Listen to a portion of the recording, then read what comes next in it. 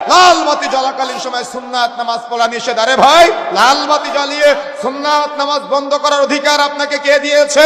কিন্তু 2 রাকাত সালাত আদায় না করে কখনো মসজিদে বসবেন না। প্রথমে 2 রাকাত সালাত আদায় করবেন, তারপরে মসজিদে বসবেন। মসজিদের মধ্যে প্রবেশ করলেন, মসজিদে প্রবেশ করেই আপনি দেখতে পেলেন মসজিদের সামনে লেখা আছে লাল বাতি জ্বলাকালীন সময় সুন্নাত নামাজের নিয়ত বাঁধিবেন না।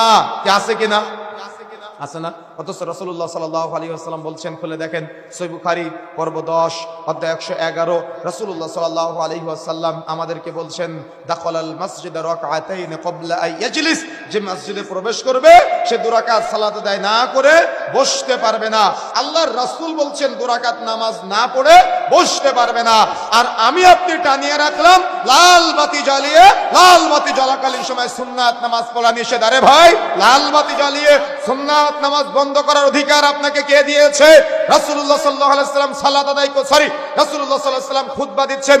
খুতবা চলাকালীন সময় একজন মসজিদের মধ্যে এসে বসে গেলেন। আল্লাহ রাসূল বললেন, তুমি আগে দাঁড়াও, 2 রাকাত সালাত আদায় করো, তারপরে বসবে।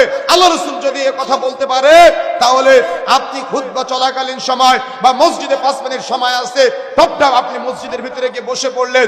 রাসূলুল্লাহ সাল্লাল্লাহু আলাইহি ওয়াসাল্লাম বলছেন, দাখালাল মাসজিদ রাকআতাইন ক্বাবলা ইয়াজলিস, যে মসজিদে প্রবেশ করবে 2 রাকাত সালাত আদায় না করে সে বসতে পারবে না। তাহলে আপনি যে বসলেন, আপনি কি এটা ঠিক করলেন?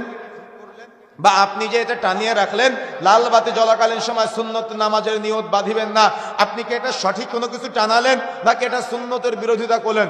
নিঃসন্দেহে এটা সুন্নতের বিরোধিতা।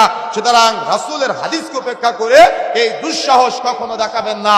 সালাতের জন্য যখনই আপনি মসজিদে যাবেন, যদি সময় থাকে 2 রাকাত সালাত আদায় করে তারপরে মসজিদে বসবেন। যদি সময় না থাকে, তাহলে দেখতেছেন অল্প সময় বাকি আছে, অপেক্ষা করবেন ফরজ সালাতের ইকামতের জন্য, কিন্তু 2 রাকাত সালাত আদায় না করে কখনো মসজিদে বসবেন না।